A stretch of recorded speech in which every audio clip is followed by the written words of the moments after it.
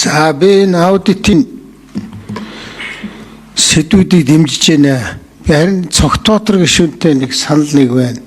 Магнас бүрэн дарга та үзээд энэ нийслэлийн төсөв гэдэг юм энийг одоо яа та нарын төлөвлөгөөнд байна уугүй юу? Ер нь нийслэлийн төсвийг хянамаар байх юм.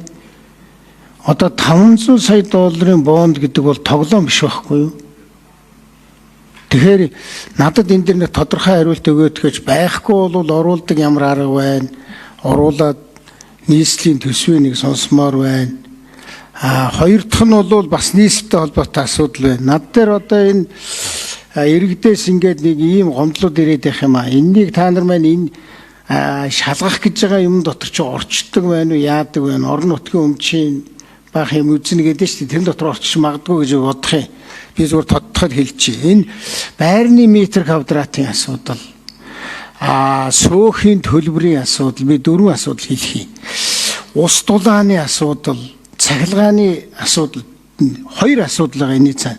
Нэгдүгээрт манай хэрэглэгчид иргэд юу гэж бид нар хэрэглэснийхээ хэмжээгээр төлмөр байна. Тэг хэрэглэж байгаа юм маань хэмжээ нь мэдэгдэхгүй. Тэрнийг өгөхгүй.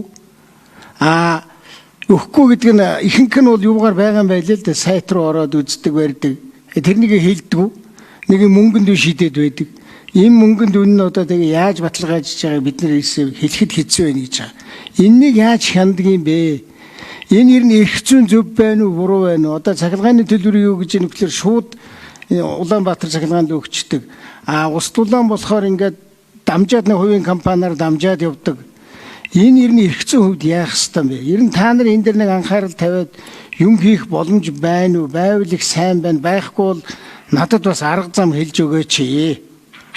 За, 3 дахь нь бас дахиад энэ нийслэлийн төсвөөс сургуулийн байшин худалдаж авч байгаа байхгүй. Манай сонгон хайрхын дүүрэг дээр болсон. Би одоо бүтэн жилийн энэ асуудлаар яваад ямар ч үр дүн байхгүй. Эцэг эхчүүд нь жагсаал цуглаан хийгээд байхгүй. Тэгээ худалдаад авцсан. Бандан тас.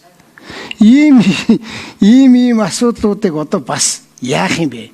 Боловсролын яамны байшин, сургуулийн байшин бол тэр нь эрүүл ахуйн шаардлага хангахгүй гэдэг асуудалтай байхгүй. Тэгээ энийг одоо бас нэг би хаашаа хандах юм итгэ байж байгаа юм. Танад иймэрхүү асуудлаар бас тухайсан асуудлаар хандчиж болох уу, болохгүй юу?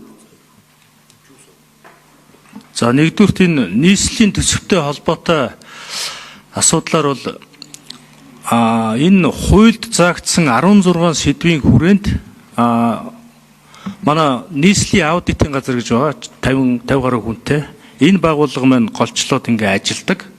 За, сэдвийн тухайд бол сэдвийг энэ нийслэлийн төсөвтэй холбоотой асуудлаар тодорхой сэдв байвал бид нар нөгөө эндээс сэдв батлагсны дараа нийслэл аймагуудынхаа сэдвийг нэгтгээд ингээ том сэдв болгож төлөвлөгөө баталдаг. Энэ хүрээнд ингээ оруулах болцоотой. Ялангуяа таны саяхан хэлдэг энэ байрны метр квадрат сөөх, ус дулаан, цахилгааны асуудлыг бол нийслэл дээр тодорхой сэдв болгож ингэж нийслэлийн аудитын газар хийлгэхээр бол оруулж болно. Бид нар бол бодлогын хүрээнд Улаанбаатар хотын дулаан хангамжийн бэлэн байдал, хэрэглэгчийг дулаанаар хангах түгээх үйл ажиллагааны үр дүн гэдэг тийм том сэдв бол оруулсан.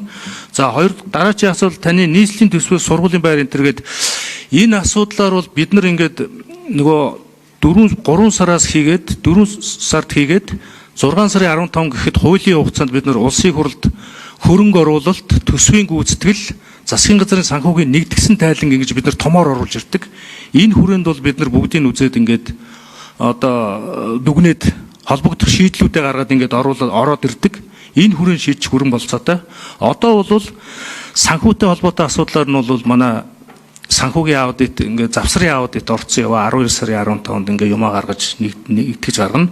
За, та тодорхой асуудлууд байвал манай энэ явцад бол бид нар тэрийг тодруулах маягаар ингээд мэдээлүүд угаасаа иргэд өгдөг. Мэдэж аваад ингээд явцад нь тэрийг тодруулаад явдаг ийм юу байгаа. Явц байгаа, боломж байгаа. Тэгэхээр би 2-3-ын бол боломжтой байна.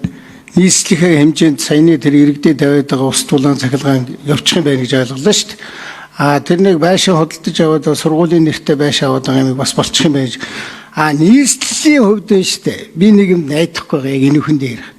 Нийслэлийн аудит нийслэлийнхээ юмыг шалгаад тэрнийх биш болоод байгаа. Ер нь эрх мэдлийн хувьд бид нар хяналтын хувьд бас би нэг эрх зүй асууад байгаа.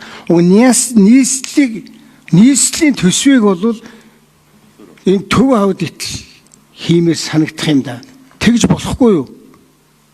Ирэх зүй болохгүй юу? Яагаад вэ? Тэр доторх байгууллагуудаа тэр нийслэлийн аудит хийдэм байгуу хамаалга л да тийм. Ойлгож байна миний асуулт. Нийслэлийн одоо төсвийг бол заавал одоо энэ төв аудит, үндэсний аудитын газар л хиймээр санагдаад байна. Тэнд чинь дахиад сонирхлын зөрчил явна. За асуултанд нэмээд хариулъя. Нийслэлийн төсөвдөр ингээд ер нь аймаг нийслэлийн хуулиараа аймаг нийслэлийн төрийн аудитын байгууллага аймаг нийслэлийнхэн төсөв за хуулиар заагдсан энэ сэдвүүдийнхээ хүрээнд үйл ажиллагаа явуулах юм үндсэн чиг үүрэгтэй. За бид бол таны саналыг одоо анхаарад чанарын энэ хяналт талаасаа эрсдэл чанарын талаасаа бол манай үндэсний аудитын газар энэ дээр манай нэгж байдаг учраас энэ дээр бүрэн бүрэлдэхүүнээр ажиллаад ингээ явчих болцоотой. Ер нь цаашдаа бид нар нийслэлийн төсөв бол нэлээд агч байгаа учраас үндэсний аудитын газрынхаа санхүүгийн аудитын газар гүйцэтгэл нийцэл бусад одоо нэгжийн чиг үүргүүдээ ингээд хүчин нэмээд дэмжин туслах байдлаар ажилуулад эцсийн чанарын баталгаажуулалт нь бол манай дээр бас хийгдэд явах юм болцоотой. Энэ хүрээндээ бид нар ажлынхаа дотоод зохион байгуулалтын дээр анхаараа ажиллахад бол үр дүн гарна гэж ингэж одоо хэлж чадах байна.